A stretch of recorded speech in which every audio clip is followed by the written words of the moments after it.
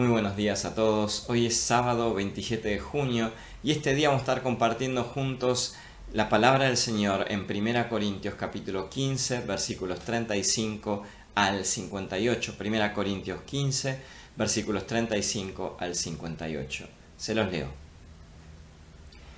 Pero dirá alguno, ¿cómo resucitan los muertos? ¿Con qué clase de cuerpo vienen? Necio, lo que tú siembras no llega a tener vida a menos que muera, y lo que siembras no es el cuerpo que ha de salir, sino el mero grano, ya sea de trigo o de otra cosa. Pero Dios le da un cuerpo como quiere, a cada semilla su propio cuerpo. No toda carne es la misma carne, sino que una es la carne de los hombres, otra la carne de los animales, otra la de las aves y otra la de los peces. También hay cuerpos celestiales y cuerpos terrenales, pero de una clase es la gloria de los celestiales y de otra la de los terrenales. Una es la gloria del sol, otra es la gloria de la luna y otra la gloria de las estrellas, porque una estrella es diferente de otra en gloria. Versículo 42. Así también es la resurrección de los muertos. Se siembra en corrupción, se resucita en incorrupción. Se siembra en deshonra, se resucita con gloria. Se siembra en debilidad, se resucita con poder. Se siembra cuerpo natural, se resucita cuerpo espiritual. Hay cuerpo natural, también hay cuerpo espiritual. Así también está escrito, el primer hombre Adán llegó a ser un alma viviente, y el postrer Adán, espíritu vivificante. Pero lo espiritual no es primero, sino lo natural, luego lo espiritual. El primer hombre es de la tierra, terrenal, el segundo hombre es celestial. Como es el terrenal, así también los terrenales, y como es el celestial, así son también los celestiales. Y así como hemos llevado la imagen del terrenal, llevaremos también la imagen del celestial. Y esto digo, hermanos, que la carne y la sangre no pueden heredar el reino de Dios, ni la corrupción heredar la incorrupción. Versículo 51. He aquí, les digo un misterio. No todos dormiremos, pero todos seremos transformados. En un instante, en un abrir y cerrar de ojos, a la trompeta final, porque sonará la trompeta y los muertos serán resucitados sin corrupción, y nosotros seremos transformados. Porque es necesario que esto corruptible sea vestido de incorrupción, y que esto mortal sea vestido de inmortalidad. Y cuando esto corruptible se vista de incorrupción y esto mortal se vista de inmortalidad, entonces se cumplirá la palabra que está escrita: ¿dónde está, oh muerte, tu victoria? ¿Dónde está, oh muerte, tu aguijón? Pues el aguijón de la muerte es el pecado, y el poder del pecado es la ley.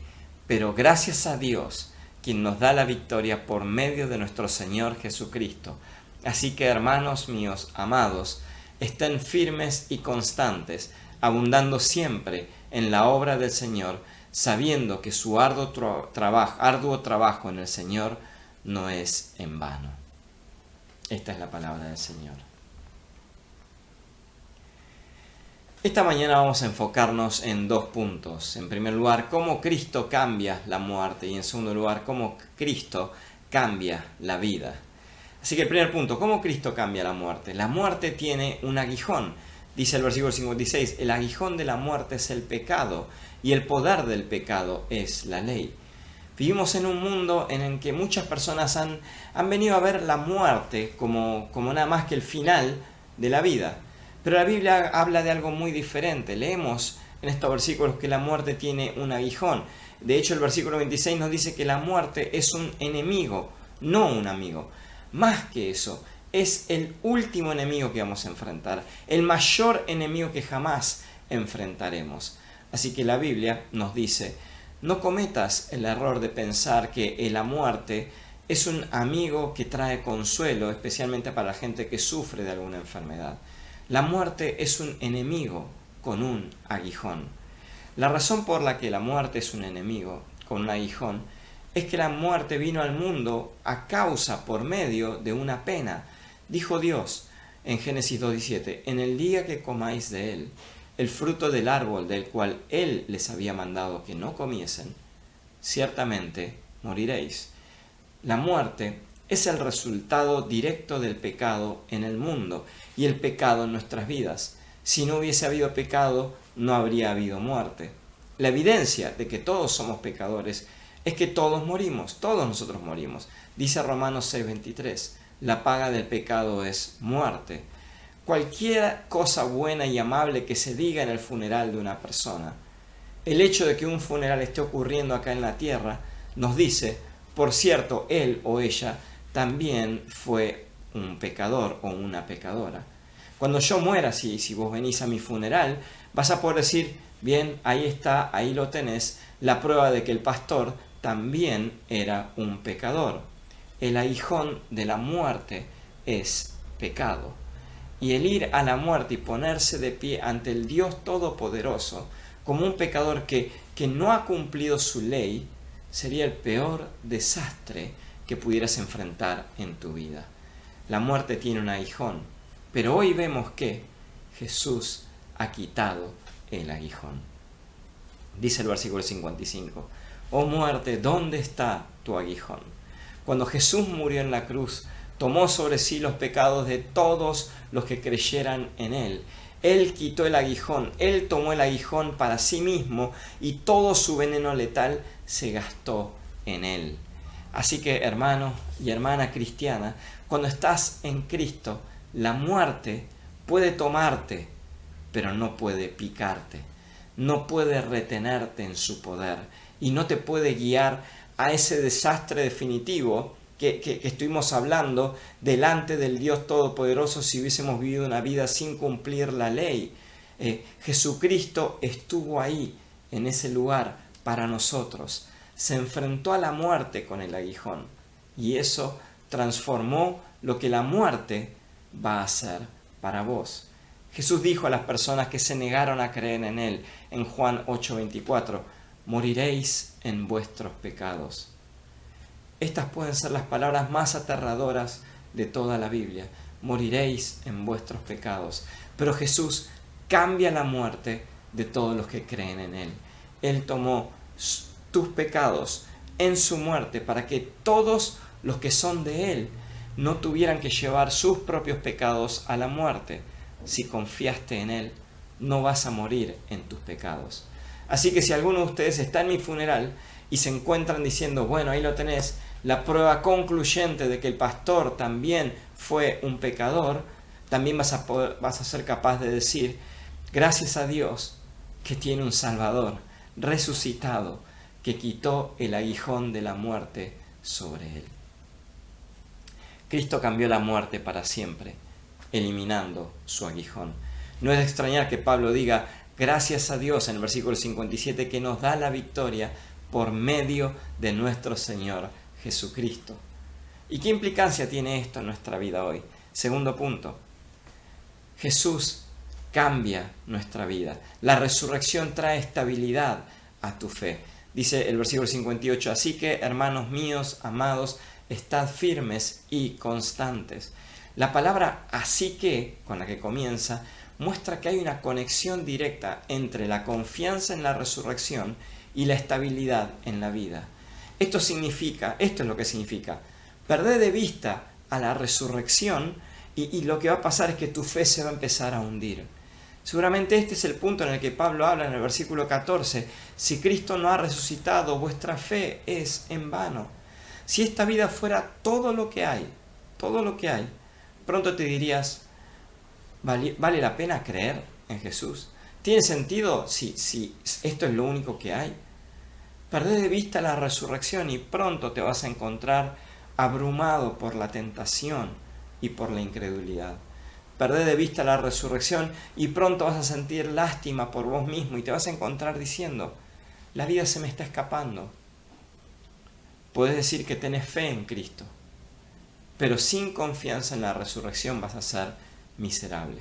La fe se puede hundir si perdés de vista a la resurrección, pero una fe que descansa sobre un Salvador resucitado va a ser fuerte, firme y estable. Acá está el fundamento de la fe. Cristo resucitó. Que esta sea la convicción establecida en tu vida. La resurrección de Jesús trae estabilidad a tu fe, porque lo que Jesús logró en su muerte y resurrección es la roca sólida sobre la cual vos podés depender. Tenés un Salvador resucitado. Él se sienta a la diestra del Padre por vos. Nada en la vida o en la muerte jamás podrá separarte del amor de Él. Fija tus ojos sobre Él, sobre tu Salvador, este Salvador resucitado. La resurrección de Jesús va a traer estabilidad a tu fe. Pero eso no es todo. Pablo nos dice que va a traer alegría a nuestro ministerio. El versículo 58 una vez más, así que, hermanos míos, amados, estad firmes y constantes, creciendo en la obra del Señor siempre. Si uno lee en el griego del Nuevo Testamento, encuentra una palabra más allí, abundando. La Reina Valera 60 no la traduce, pero la Biblia de las Américas, la Biblia que estamos leyendo nosotros sí la traduce. Dice abundando, habla de energía, alegría, libertad. Mis hijos en esta cuarentena parecen abundar aún más en sus vidas, abundando, llenos de alegría, energía, libertad. Abundante es lo opuesto de cansado, fatigado, aburrido. Pablo le dice a los creyentes que abunden en la obra del Señor. No hay un deseo de no hacer las cosas. No hay un sentido de hacer la obra de Dios solo porque me conviene, porque hay algo para mí. Acá hay gente que sabe que su futuro está asegurado. Saben que debido a la muerte y resurrección de Jesús, no va a pasar mucho tiempo antes que vean al Señor y vivan esa vida llena del Señor. Y sabiendo esto se entregan a la obra del Señor. Noten que ellos son siempre abundantes en la obra. Si llegas a la firme conclusión de que Cristo ha resucitado, te vas a entregar con mucho gusto a la obra del Señor cuando seas joven, cuando estés en tus 40, 50, 60, y te vas a entregar con mucho gusto a la obra del Señor cuando seas viejo. Fijen sus ojos sobre este Salvador resucitado. La resurrección de Jesús va a traer alegría a tu ministerio también. Y por último, la resurrección va a traer satisfacción a tu vida. Versículo 58. Por tanto, mis amados hermanos, estad firmes, constantes, abundando siempre en la obra del Señor, sabiendo que vuestro trabajo en el Señor no es en vano. En el Señor tu trabajo no es en vano. Imagínate llegar al final de tu vida y descubrir que trabajaste en vano. Imagina el dolor de descubrir que lo que vos trabajaste y en lo que vos invertiste tu vida no tenía valor duradero. Eso sería un desastre completo. Pero Cristo resucitó y es digno de toda nuestra adoración. Cristo resucitó para que haya esperanza para cada persona. Cristo resucitó por lo que todas nuestras oraciones son escuchadas y el propósito más elevado de todas nuestras vidas es vivir para su gloria. Si estás en Cristo y si vivís para Cristo, tu trabajo no es en vano. Déjame hacerte una pregunta. ¿Cómo sería para vos si todo lo que viviste y trabajaste resultó no tener un valor duradero? Trabajaste duro esperando construir algo de valor duradero. Viviste lo que pensaste que era una buena vida, esperando encontrar paz, pero entonces descubriste que Cristo resucitó y que habiendo vivido sin Él, todo tu trabajo fue en vano. Qué triste sería haber vivido una vida para uno mismo y al final encontrar que todo lo que hiciste fue en vano. Ninguno de nosotros quiere trabajar en vano.